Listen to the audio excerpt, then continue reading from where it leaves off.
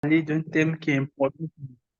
Je veux parler d'un thème qui est important pour moi et c'est faire taire les voix de l'intimidation. Faire taire les voix de l'intimidation. Alors, depuis un bon moment, je ne sais pas si vous remarquez avec moi, je parle beaucoup des pensées. Alléluia. Je parle beaucoup des pensées. Je parle beaucoup des pensées. C'est vrai.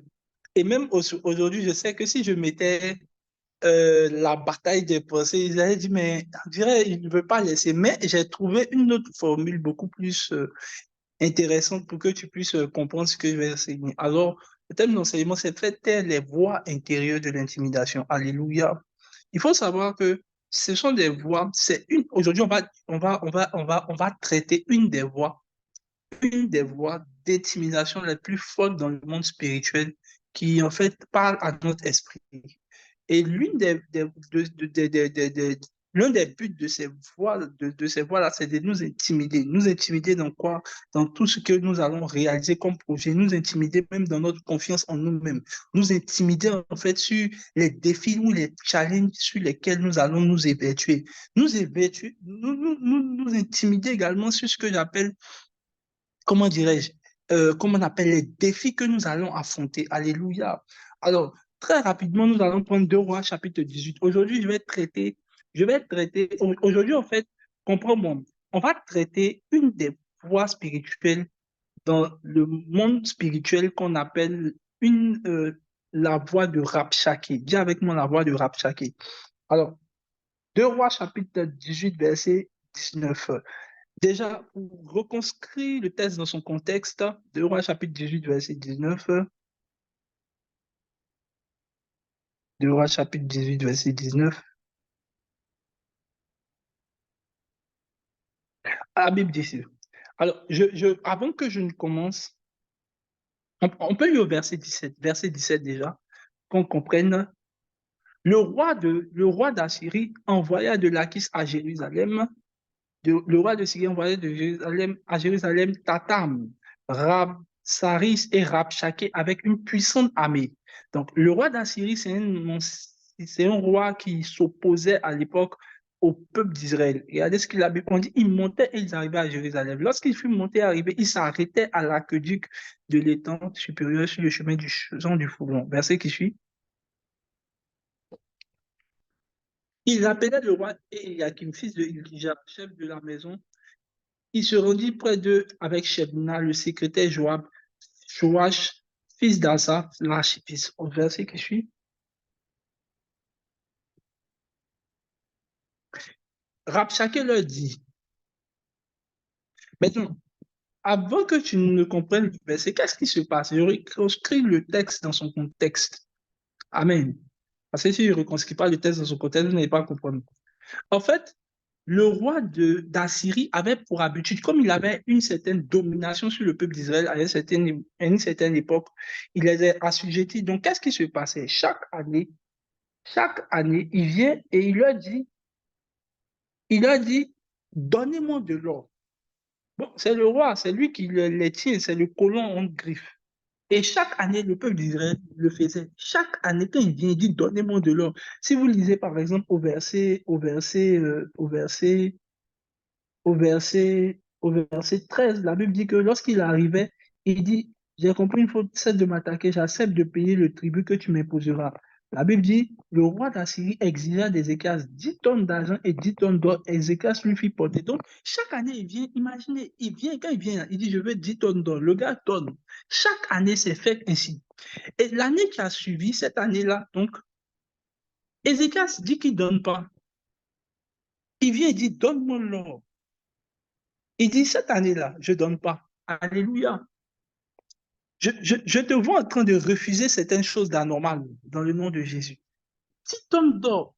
Et la Bible dit même qu'il est allé jusqu'à aller dans le temple du Seigneur, aller prendre l'or dans la maison du Seigneur, faire sortir pour donner à ce roi. Et donc ce roi est revenu et, et le roi Ézéchias lui dit, va dire au roi d'Assyrie que je ne donne pas l'or cette année. Alléluia.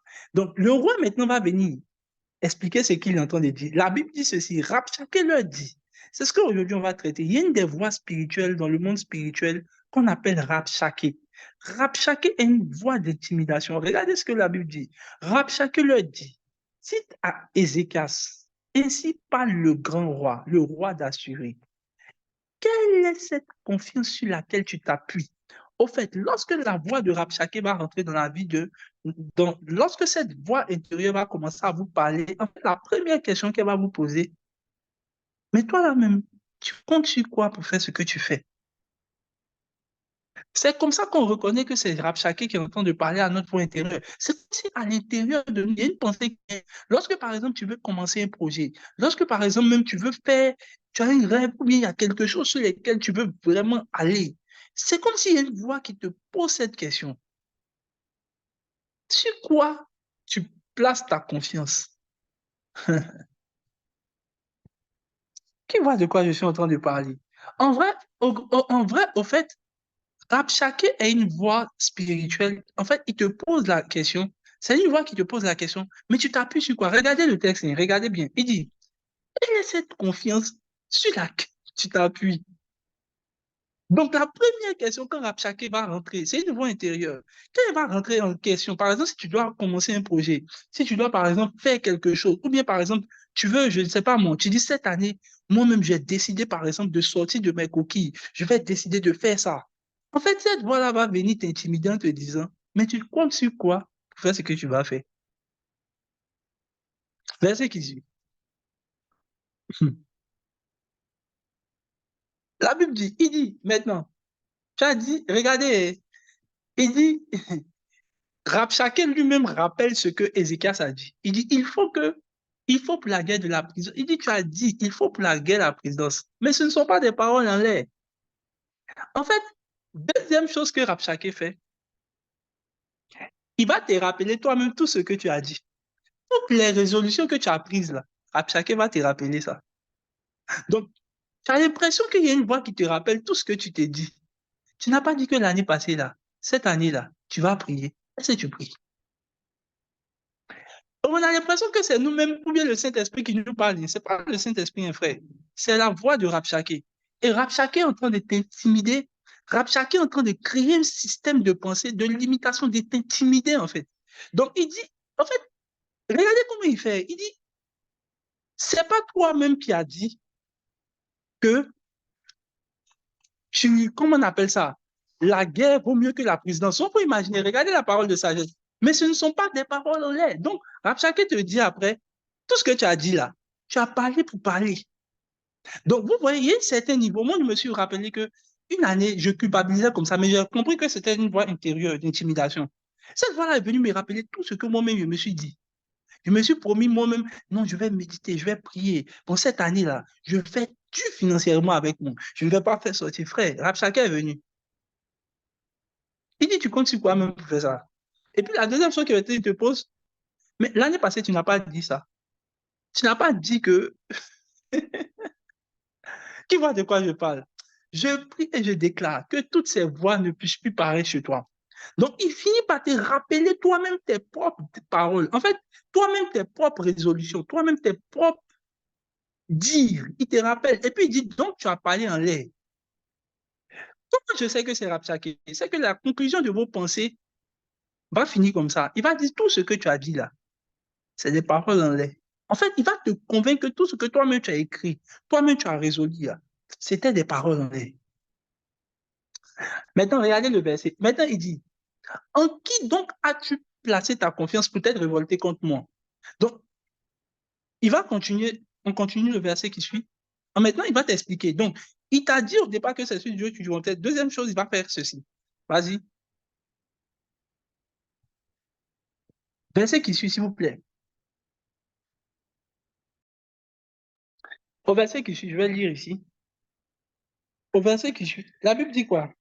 Il dit, je te vois, je le vois. Tu t'appuies sur l'Égypte, ce roseau cassé. Il dit, voici, tu as placé ta confiance. Tu as pris pour soutien ce roseau cassé. Oui, regardez, si vous voulez faire un projet, Arachaki va vous expliquer quelque chose. Par exemple, si quelqu'un a un projet, je ne sais pas, de voyage, je dis n'importe quoi, il a un projet de voyage. Quand Rabshakeh va venir dans ta tête, là, il va dire, tu comptes sur qui? C'est sur tes parents. Ceux-là, quand tu les regardes là, eux-mêmes, maintenant, ils ont fini de régler tous leurs problèmes pour toi te faire voyager. En fait, regardez ce qu'il a dit. Il a dit au gars, si c'est sur l'Égypte, tu comptes là. Il dit, tu as pris pour soutien ce roseau cassé qui pénètre et pèse la main de quiconque. En fait, il va rabaisser tout ce sur quoi tu peux compter là. Il dit, c'est sur tes parents que tu comptes. Ceux-là, ils ont un problème, hein. Si c'est sur eux là, tu comptes pour t'en sortir. Par exemple, il peut te dire, tu as dit non, cette année-là, je prévois, je vais faire 15 voyages. Rapsake va venir. Il va te dire, c'est sur ton salaire, tu comptes. On te paye même pas bien, hein. Ton patron, hein, il ne donne pas vite l'argent, hein. Donc, si c'est sur ça, tu t'appuies, avec ton petit salaire qui peut même pas payer un billet d'avion. En fait, en fait, son but, c'est ça, en fait. Il explique, en fait, à Ézéchias, ce sur quoi tu t'appuies, là, si c'est sur ça que tu t'appuies pour vouloir faire ce que tu veux faire, c'est pas la peine. Qui voit la voix de Rabshakeh en train de sortir de sa vie? Frère, je suis en train de te dire des choses que moi-même j'ai vécu, j'ai expérimenté. Je sais que ce sont des voix intérieures. En fait, c'est comme si il t'explique ou bien il te fait regarder tout ce sur quoi tu peux t'appuyer et puis il essaie de les déstabiliser un à un. Alléluia. Donc, par exemple, si c'est sur à l'école, là, tu te dis non, cette année-là, je vais avoir 20 de moyenne. Rabshakeh va venir, ou bien 18 de moyenne. Rabshakeh va venir. Et puis il va dire, tu comptes sur quoi? Tu penses que cette année-là, tu vas bosser. L'année passée, il va te rappeler une chose. Il va te dire, si c'est sur cours de renforcement, tu comptes là. Paf, là, il vient pas, hein. Donc, faut pas trop compter dessus. En fait, il a des, je sais pas comment t'expliquer. Ce sur quoi tu peux t'appuyer là. Rapsaki aura tendance à le déstabiliser. Mais en vrai, notre confiance ne doit pas s'appuyer sur des hommes, sur des choses, mais sur Dieu.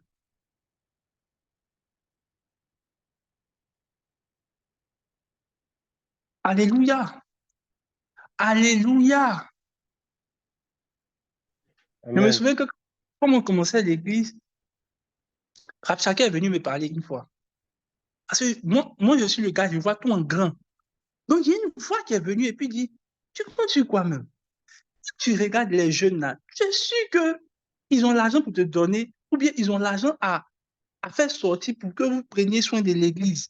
Mais en vrai, c'est une voie d'intimidation. Oui. En fait, ce qu'il essayait de me dire là, il n'y a personne sur qui tu peux t'appuyer, ou bien à qui tu peux faire confiance pour faire l'église. Mais l'église n'a jamais été instituée pour les jeunes, ou bien par des personnes. Dieu est lui-même qui prend en charge l'église. Donc, quand je voulais faire les choses grandes, là, Rapsake vient chaque fois me rappeler, tu comptes sur quoi même en fait pour faire ce que tu vas faire là?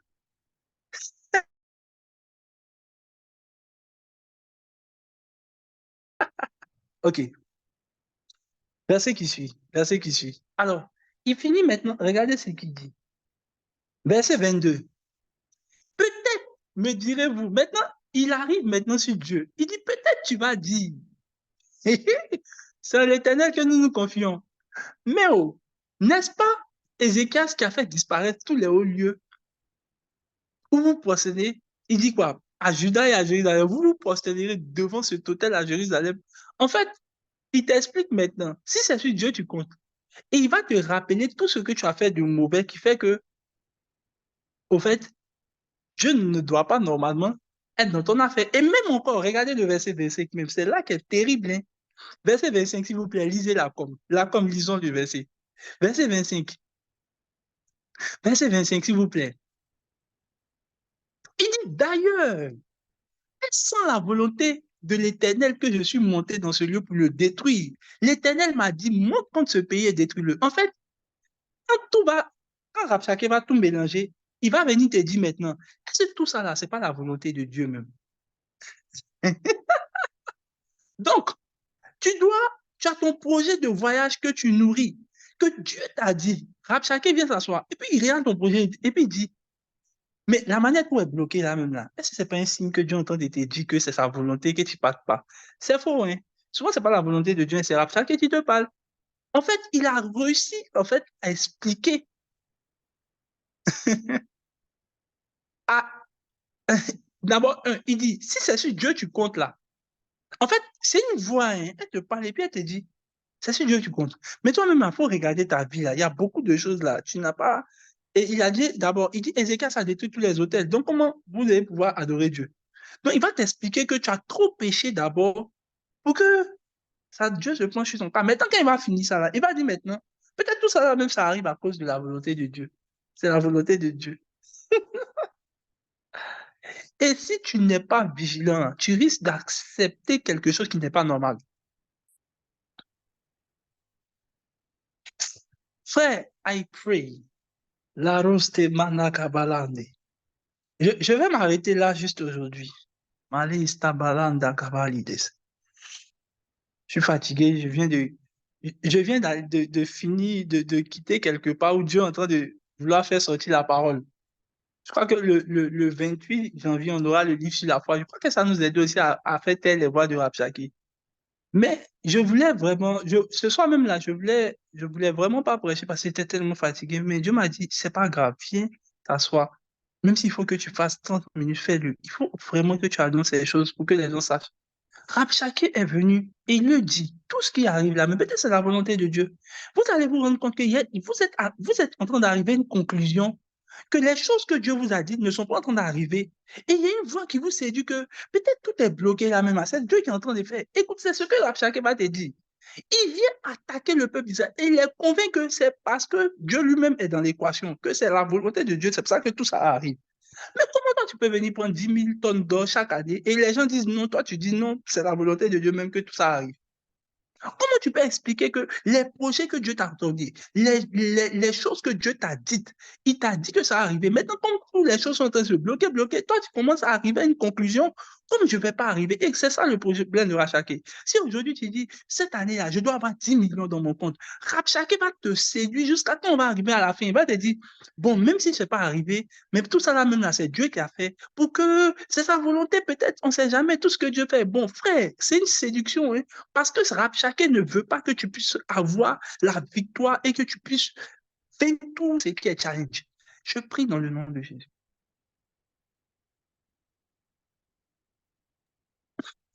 Que toute voix de chacun puisse se taire dans ta vie. Amen. Dans le nom de Jésus. Dans le nom de Jésus. Amen. Il dit, regardez, verset, il dit d'ailleurs, crois-tu que c'est sans la volonté de Dieu que je suis venu faire tout ça? Donc, en fait, quand cette voix intérieure va te parler à l'intérieur, elle va dire, mais peut-être même là, tout ça, ça arrive à cause de la volonté de Dieu. Donc, chacun te fait croire que tout ce qui est anormal là, hein, c'est Dieu même qui est en train de faire. Et c'est sa volonté. Donc, lui, il t'explique que lui, il est venu dans ta vie pour t'empêcher d'arriver à tes objectifs, pour t'empêcher d'atteindre tes objectifs. Et tu vas rester léger parce que simplement, il te convainc que tout ça, c'est la volonté de Dieu. Ouais, faut pas être séduit, hein. Moi, il a failli m'avoir, mais il ne t'aura pas aussi. Il a failli m'avoir. Il ne m'a pas eu et il ne t'aura pas aussi. Alléluia. Amen. Maintenant, regardez le verset. Verset suivant. Je veux qu'on lise le verset, et c'est par là que je vais terminer. Verset 28. Je vais pas, la semaine prochaine, je vais revenir dessus, mais je vais te laisser sur cette note-là, verset 28. Puis Rabshakeh se campa et se mit à crier d'une voix forte en hébreu. Écoutez ceci. Ne vous laissez pas tromper par Ézéchias. Ah, il dit, ne vous laissez pas tromper par Ézéchias. Verset qui suit, le verset qui suit. Ne vous laissez pas. Il dit qu'Ézéchias ne vous abuse point, car il ne pourra pas vous délivrer de ma main. Vous voyez, quand Rabshakeh va te parler, là, il va en fait t'intimider pour ne plus que tu croies en ton leader. Il va t'intimider pour que tu ne croies plus à ton père spirituel ou bien au berger que Dieu t'a donné. Regardez, il dit ceci. Il ne faut pas écouter l'homme de Dieu déroulé. Il est en train de te blaguer, lui là. Regardez, il dit, en fait, c'est une voix, il y a une voix qui nous parle. Écoutez, aujourd'hui, j'étais en train de faire ce petit message à quelqu'un, et puis elle dit, c'est vrai, que souvent ces pensées-là m'arrivent. Il dit, il ne faut pas écouter, il ne pourra pas t'aider, hein. Il va te dire, c'est sur papa d'héros tu comptes, ou bien c'est le père d'Héroli. Lui là, il ne répond pas, il va pas te... En fait, il réussit à te faire croire que c'est une voix intérieure. Regardez ce qu'il dit. Il dit, ne lisons, s'il vous plaît. Il dit, faut pas égayer. Bon, j'aime bien ma version. Il dit, ne vous laissez pas persuader à Ézéchias. Donc, il faut imaginer comment une voix peut te dire. de ne pas te laisser persuader par celui que Dieu t'envoie, parce que simplement, c'est une voie intérieure d'intimidation. Il dit parce qu'il ne pourra pas t'aider. Donc, cette voie-là t'explique. Je sais qu'il y a des gens qui sont en train d'être délivrés parce que cette voie-là leur parlait beaucoup. Il dit, si c'est celui-là, tu comptes là, tu vas rester ici. Donc, en fait, comment peut-il arriver à parler à des gens et regardez ce qu'il dit après, verset qui suit, regardez. Ézéchias ne vous emmène point à vous confier en l'Éternel en disant, l'Éternel nous a délivrés. En fait, il va maintenant te dire que les enseignements de son berger là ne sont pas trop corrects. Si c'est un leader en qui tu espérais, en qui tu faisais confiance, il va te dire, faut pas compter trop sur lui. Et puis, faut pas trop écouter ce qu'il dit là, hein. Fais attention à ses paroles, hein. C'est pas tout ce qu'il dit qui est vrai, hein. Si tu l'écoutes, comment quelqu'un qui peut m'apprendre à me confier en Dieu, toi, tu viens m'expliquer que faut pas trop écouter ce qu'il dit. Je refuse toute voie de rachaquer sur ta vie. I pray Amen. and I declare. Je prie que toute cette voix. Écoutez, celui qui était en train de leur dire appuyez-vous sur l'Éternel était dans la vérité. C'était l'un des rois même que Dieu a approuvé. On dit il était juste devant l'Éternel. Comment Rabshakeh parle? Il dit non, faut pas écouter. Comme je dis Hérodi même. C'est tout ce qu'il dit là, me mettre en pratique. Bon, tu sais, faut pas trop les écouter. Bon, même si tu écoutes, faut faire attention, fais attention. Parce que c'est pas tout ce qu'il dit. Et puis, il va te faire croire que ce qu'on dit là, ça n'arrive pas tellement.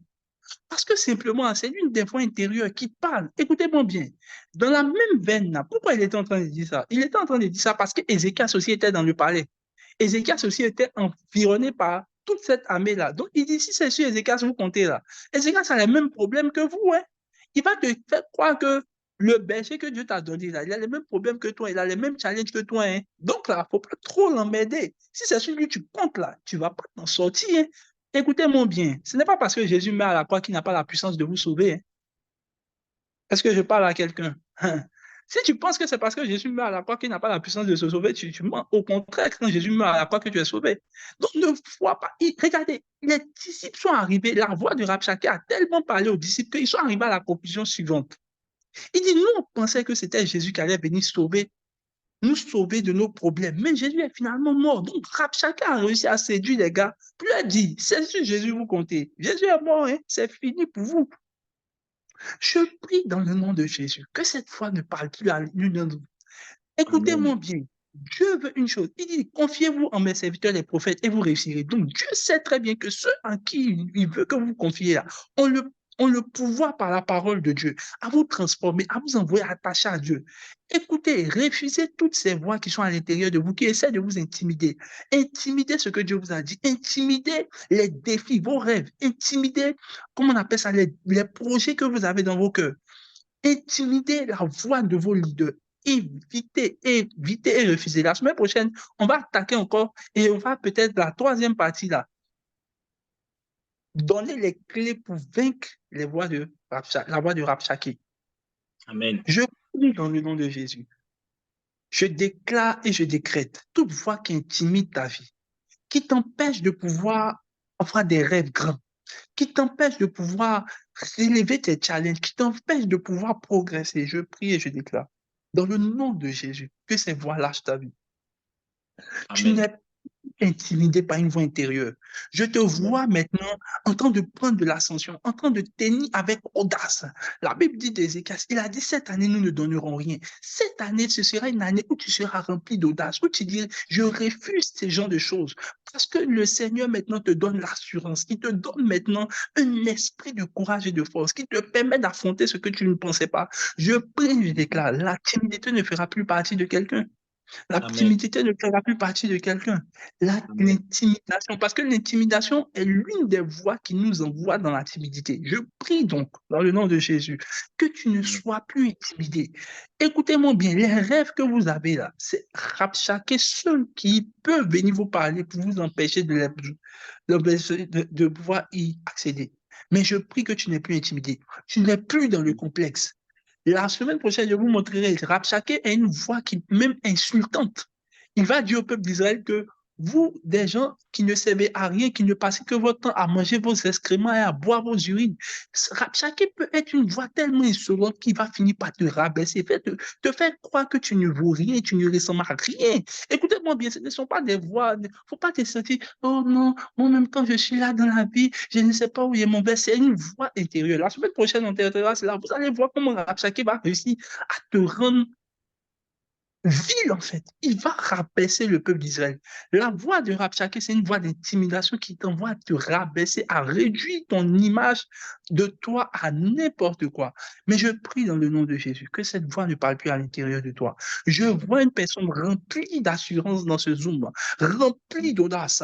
Les gens te verront, ils vont dire, mais qu'est-ce qui s'est passé? Tu as beaucoup changé parce que je vois maintenant une forme d'assurance. Tu auras de l'assurance. Tu auras de l'embonpoint spirituellement dans le nom de Jésus. Je déclare que ces choses-là soient ton partage. Que la grâce et la faveur de Dieu ne s'éloignent point de ta vie. Au nom de Amen. Jésus.